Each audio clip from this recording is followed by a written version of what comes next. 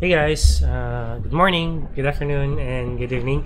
Ako pala si Ronald, ang Scale Ambassador, ang Pinoy Scale Ambassador ng Scale Network, at ako ay nagbabalik sa panibagong na namang video. Ang video na ito ay tungkol sa S-Fuel ng Scale Network, kasi maraming nagtataka. Ang Scale Network is zero gas fees, right? Pero paano nga ba siya nag-work, no? So meron tayo dito guide kung ano nga ba yung valueless gas token ng Scale Network. So yan, umpisa natin dito sa blog post na ito. A guide to S-Fuel Scale's valueless gas token. So ano nga ba yung S-Fuel? Scale offers a practical approach to solving the issues of gas fees, which are a significant challenge in the blockchain world. So ito yung ano natin, no, pinaka-challenge natin dito. Yung pagbabayad ng ating transaction fees, especially sa Ethereum network. Kasi alam nyo naman na Ethereum network yung pinakamalaking blockchain natin, and as maraming gumagamit doon, mas madaming nagpapaunahan sa transactions, kaya mas nagmamahal yung ating mga transaction fees.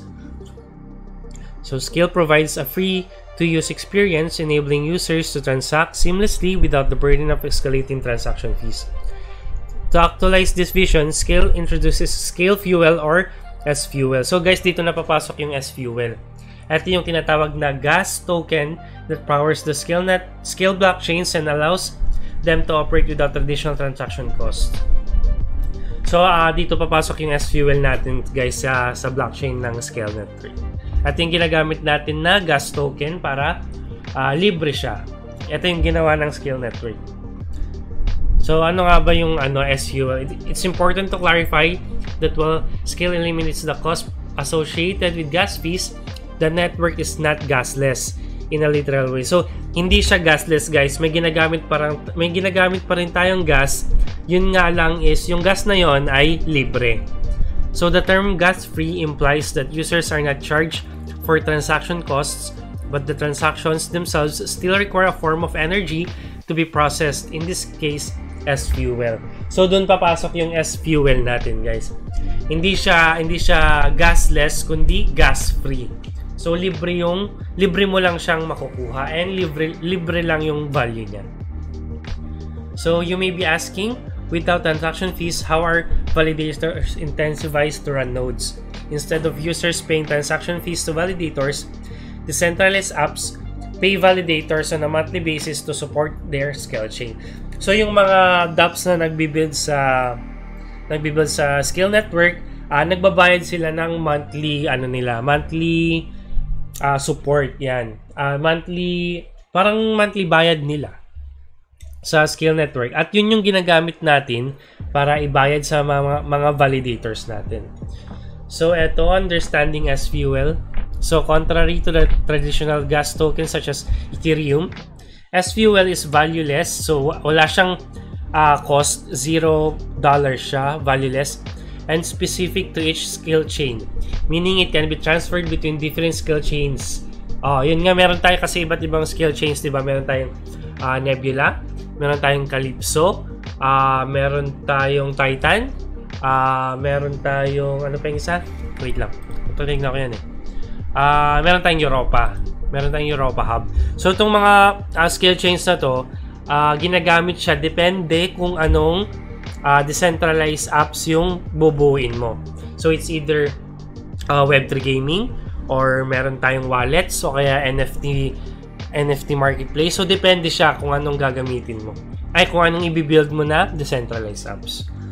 So however, there is a source of S-Fuel distribution on Scale chains.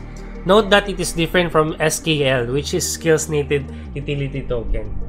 So iba yung S-Fuel guys iba yung S-Fuel, iba rin yung Scale token natin na SKL. Yung SKL is yung utility token, na yun yung may value talaga, yun yung tinitrade natin.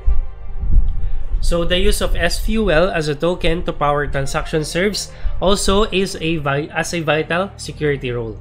By limiting transactions through S-Fuel, Scale effectively curtails the risk of potential DDoS attacks and spam transactions. So ito yung nagpo-provide din siya ng security. Kasi alam niyo na libre nga yung S-Fuel. So walang walang magtatangkang manghack nung blockchain natin, nung network natin, kasi nga wala silang makukuha. Valueless nga yun, valueless.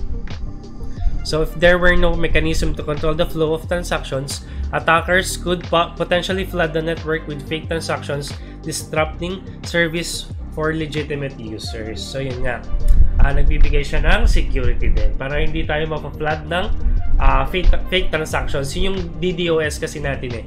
Yung ipa-flood mo yung network ng multiple transactions hanggang hindi niya na ma-handle. Tapos doon na magyayari yung hacking. Ganyan. So, paano ba natin makukuha itong paano ba tayo makaka-obtain at paano natin gagamitin itong S-Fuel? So, meron transacting on S-Fuel, on Scale using S-Fuel is an intuitive experience, especially for those already familiar with performing on-chain transactions through a wallet. So, decentralized to guys, through wallet yung transactions na to. So, the transaction process remains largely the same. The only difference is that on Scale, the gas is obtained for free. As long as users have S-Fuel in their wallets, they will always be able to transact on Scale app chains. So guys, yung pag-transaction naman ng S-Fuel sa Scale network is parehas din naman sa sa transactions na ginagawa natin yung traditional. So kapag sa in-wallet tayo, in-wallet transactions, parehas lang sila. As long as meron kang S-Fuel sa iyong wallet, magagamit natin to sa kahit anong Scale hubs natin, yung Scale app chains natin. So ito, how S-Fuel works. So ito yung tinatawag natin na S-Fuel station. Dito natin kukunin yung S-Fuel.